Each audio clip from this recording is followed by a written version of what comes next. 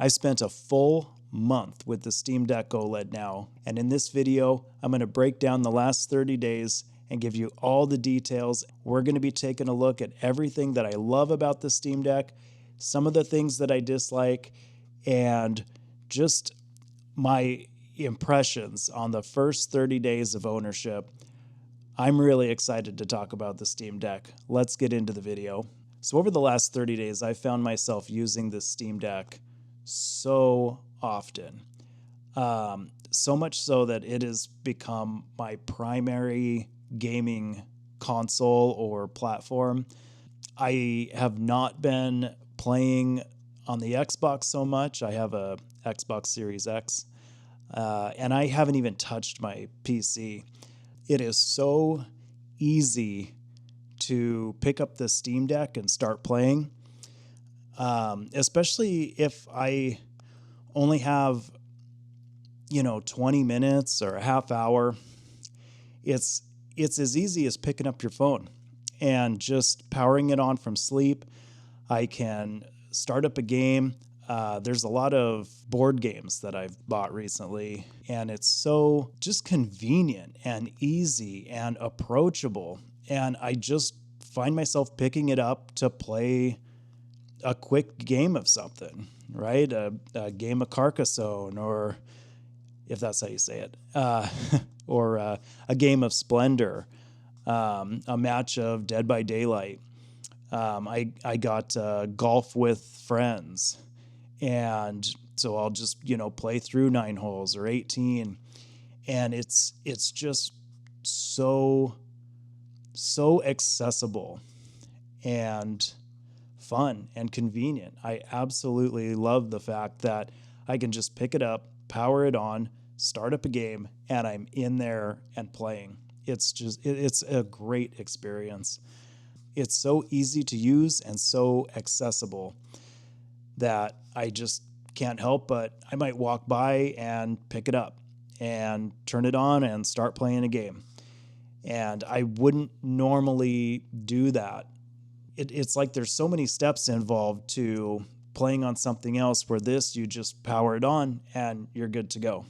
And it's been such a completely game-changing experience to have such easy access to my Steam library and all the games that I've bought on it recently and have access to play now, and it runs really great. And that's the other thing I've noticed is the performance. I've had a lot of comments in my last video about how the Steam Deck is going to be obsolete soon, or there's so many other handhelds that are better performing handhelds. You can't play AAA games, or you won't be able to play them on the Steam Deck. And I really don't intend to play a lot of AAA games on here, or like resource heavy games, right? So most of my library is older titles. Dead by Daylight came out in 2017. That's probably the most advanced new game that I play on there, and it runs great. I've gotten a lot of playtime in on that, and I haven't really noticed much difference playing that on the Steam Deck versus on the Xbox or the PC. I do have the Series X, or I have a gaming PC. If I want to play new AAA games, I just don't. So the Steam Deck has been great for the board games and the older titles, maybe from like the 90s or the 2000s. Everything runs and looks amazing. And that's the other thing about the Steam Deck that is absolutely blows me away, is the OLED screen. The OLED screen just looks absolutely amazing. Anything that I play on here looks very crisp and just highly detailed, and just even if the resolution isn't quite there, the screen more than makes up for it.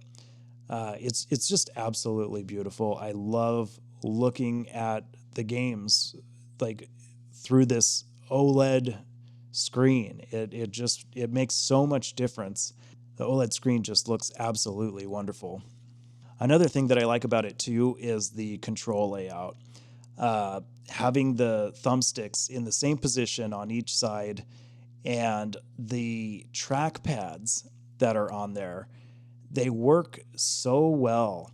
And I've noticed that I've been playing a lot of Command and Conquer, for example, where it's a mouse game, right? You have to click and select your units and things like that, and the trackpad has made it's almost like I'm holding a mouse, because you use your thumb on the trackpad and your index finger to pull the trigger, and that's like clicking on a mouse. And so it just that combination and the position of it makes it feel so natural, and you get used to it. It's like you're controlling a mouse, but you're using the controls built in on the Steam Deck.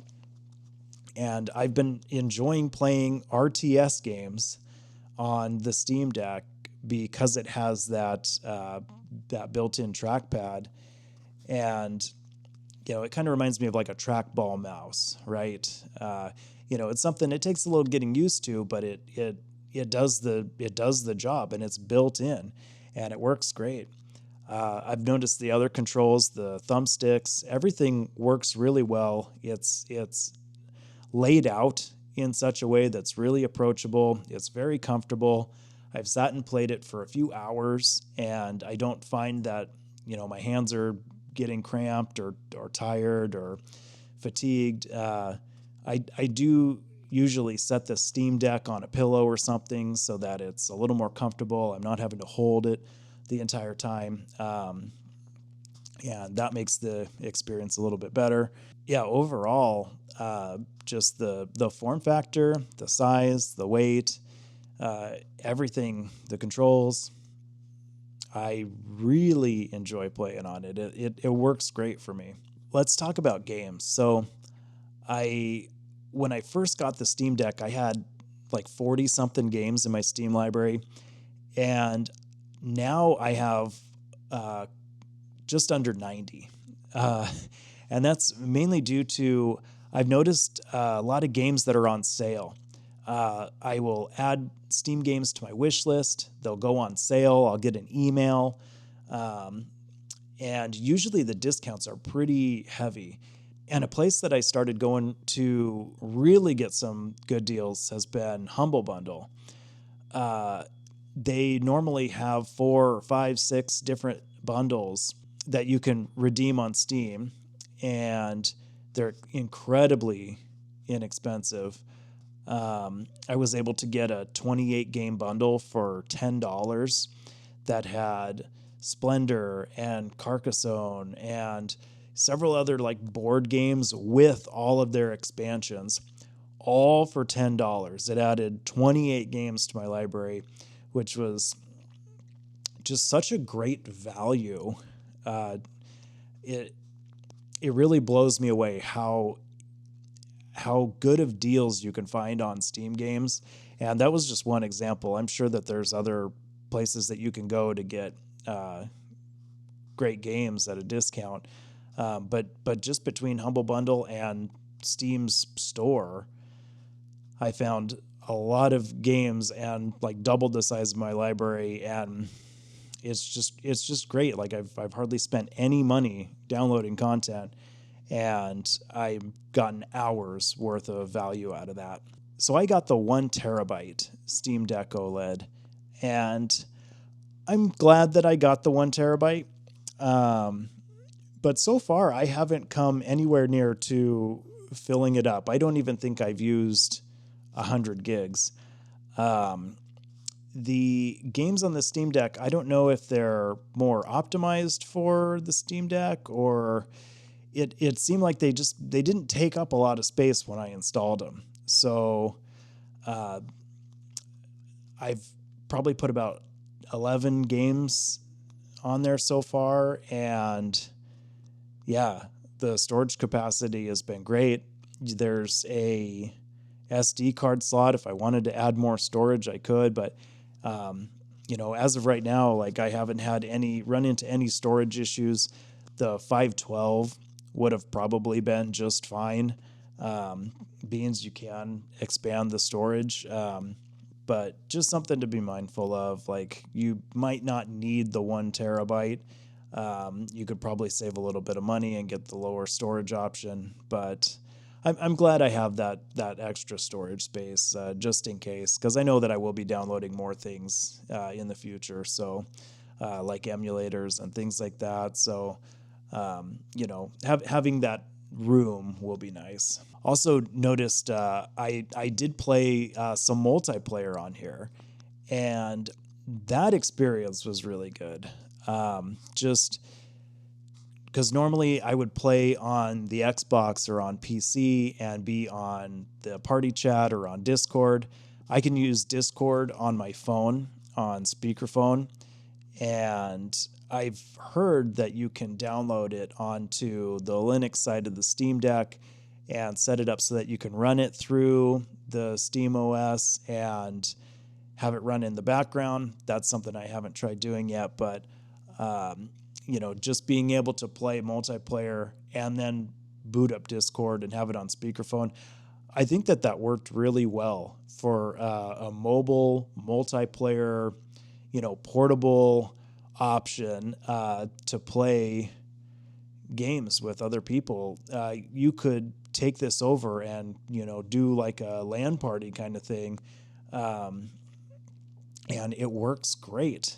I It's something I didn't really think that I was going to enjoy so much, because normally I'd have to get set up and, put on a headset and sit down at the computer and really commit to playing some games. But with this, I can just boot it up and just, pull up my phone, get on Discord, jump into a match or two, and, be anywhere in the house. I don't have to be locked into one spot, or it just works really well. I really enjoyed that aspect of it. And that portability factor, that is the key to why I've been so interested in playing and so much more active with playing lately, is because I don't have to be locked into any one place. I can move around. I can, lay in bed. I can be in the living room. I could take it out to the kitchen, and I can, sit wherever. I go outside, and you have this freedom to play games like never before, right? Like you're having this dedicated gaming platform that is portable, that you can take with you, that looks absolutely amazing. It's just it has really changed how I enjoy and look forward to playing games. Just having that ability to be mobile and take the games with me. It's a great experience. I love the portability factor and the approachability, how easy it is to just power on. You start playing a game, you hit the power button, it just goes to sleep, and it's always available. And that's another thing about it that's just been great, has been the battery life. It doesn't drain that much when you don't play it. I might not play it for 2 or 3 days and come back and it's got 80%. And then I can play for a half hour, an hour, and it barely drops in percentage. Depending on the game that you're playing, of course. I did notice when I played, I think Dead by Daylight's probably the game that I have that's most resource heavy, right? To where it does get hot and the fan kicks on, and but I even with that, it seemed like I would get about 30 minutes of playtime, and it maybe went down like 15%. So it's still, I've gotten hours of playtime out of it before having to charge it. Usually I'm plugging it in to charge it maybe once a week. So the battery life has been absolutely phenomenal. Okay, so some of the things that I don't like about the Steam Deck. And they're not even dislikes. It's just things that I noticed. I went to install Dead by Daylight. That's a game that I play pretty often, and it's installed on my desktop PC. And Steam said, hey, a little message came up. Do you want to transfer this from your PC and save bandwidth? Like, you don't have to download it. We're just going to transfer it from your PC to the Steam Deck. And so I thought, okay, I mean, that sounds good. I would think that it would go faster, right? But it took so long. It took like 3 to 4 hours to do that transfer. And the game was about 50 gigabytes. It just seemed, and maybe it was because my desktop was going to sleep, or I don't know, like there was something interrupted. The devices were like 6 to 8 feet apart. So, on the same network, it just, for whatever reason, it took several hours for that to complete. So that was kind of a disappointment. I was wanting to try it out that night, and then I had to wait, and then it was time for me to go to bed. So I just had to come back in the morning, but I had waited 3 hours, and it was at like 73% installed. So I assume it took like another hour for that to finish. So that was something I didn't really expect. Another thing that I've noticed is that the Steam Deck will get warm, and sometimes it gets hot, like hot to the touch. There is a vent on the back, and there is a vent on the top with a fan. And so if you are just holding the Steam Deck like normal, it feels fine. But if you happen to like slide your right hand over kind of where that vent is, it's definitely warm. And so that was something that I didn't expect it to be that hot. And another thing too with that is when I was playing Dead by Daylight, which takes up a lot of resources. It kind of taxes the system a little bit. And I noticed that it got so warm, like the fan kicked on, and the fan was kind of noisy. Not loud, but just you could definitely tell that there's a fan on and it's getting really hot and it's trying to cool itself off. So just something to keep in mind, that it does get pretty warm. And if it was getting hot on that game, running something else or streaming something to the device, it might get really hot. I'm not sure, but it'll be something that I keep in mind and watch for if I play something that's more resource heavy. Another thing too is I noticed a big dip in the battery performance when I was playing something where the fan kicked on, where the system was really, really running. The battery did drain quite a bit more than normal. I think another sort of downside to this is I would say the form factor could be a bit of a risk. I think that the Steam Deck is built really good, right? The build quality is good. The materials feel great. But I have been very, very careful to keep it in its case when I'm not using it. I'm really careful. I don't drop it or abuse it in any way. If it were to take a fall, you were to drop it, I don't know how good it would survive if you dropped it once or twice, or were rough on it. It definitely, it feels like a premium device, but that could be a downside to somebody if you're rough on your electronics. I definitely wouldn't want to drop this at all. I just don't feel like it would. It would make it, something would malfunction or break. Definitely an investment that you want to treat like an investment, and keep it in its case and take good care of it, and that's how you're going to get the most life out of it. And then finally, some things that I still haven't tried on the Steam Deck: emulation. I have yet to try any emulators on it, and also I've heard of XB Play, where you can, I guess, stream your Xbox library or Game Pass, something like that through. So that's another thing that I want to try. I think that's $5.99 or $6.99, and I do have Game Pass, so that's something that I'm really looking forward to taking a look at.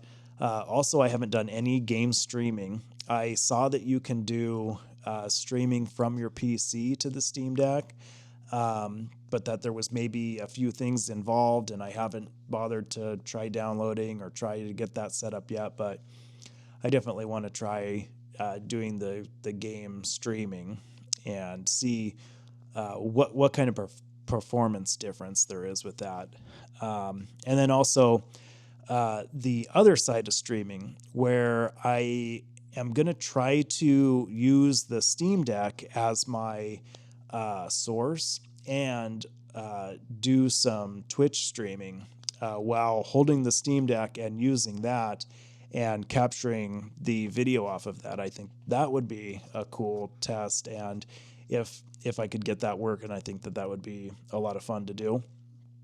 And then also, like I mentioned earlier, was the getting the Discord to run through the Steam Deck, so that everything, when I play a multiplayer game, is just all there in the one spot, right? Like I can, as long as there's a built-in mic, which I assume that there is, and if not, then I can just hook one up USB. But it'd be nice to be able to have all the platforms there running through the Steam Deck, so that I could chat and do multiplayer gaming all through the Steam Deck. And then also video recording. I know that you can do like screen capture or screenshots. I'm not sure exactly what's there. I've just seen the settings, but I haven't actually tried any of them out. That's a huge thing when I play the Xbox, is being able to hit that record the last 30 seconds or last minute of your gameplay. I do that all the time, and so having a screen capture built into the Steam Deck, I'm looking forward to trying that out, and that's just something that I haven't bothered to look through the settings and see what the hotkey is for it yet to try it. And then also other launchers, right? So I heard that there's other things that you can install through the Linux side to give you different dashboards, different access to other games and things like that. It's like more interfaces to play with. So that'll be another thing that I check out sometime here in the future as well. All of this being said, I absolutely love the Steam Deck OLED. I am so glad that I bought it. And the last 30 days with it, if that's any indicator, the mileage and the fun and enjoyment that I'm going to get out of this, it's been absolutely incredible. It's exciting to pick up and play games on and have that approachability and accessibility and portability. And it's just, and the screen looks freaking awesome. It is almost regretting not getting one back when they came out, because I probably wouldn't have bought a gaming PC if I had access to my Steam library on the go like this, especially because I don't play a lot of the AAA titles. This just makes sense for me. Let me know in the comments below. Do you love the Steam Deck? Is there something else that you prefer playing on? I hope that anyone else that picks one up gets that same level of enjoyment out of it, that same value, and I'd love to hear about it. So thanks for listening all the way to the end. Leave a like on this video if you enjoyed listening to me talk. I'll probably do another Steam update for the digital detox. I have not re-downloaded any of those apps, and I am hardly using my phone at this point. I think the most engagement I have on my phone now is just replying to the comments on my videos. I am so glad that I made the decision 2 months ago to delete all the social media apps off my phone. It has been just how much of my time I have back now is like that's worth 10 times what I was getting from opening up these apps. And I apologize too, I have a little bit of a cold right now, so hopefully the audio comes out on this video better than the last time. And if you like this video, make sure to smash that thumbs up, and I will see you in the next one. Take care.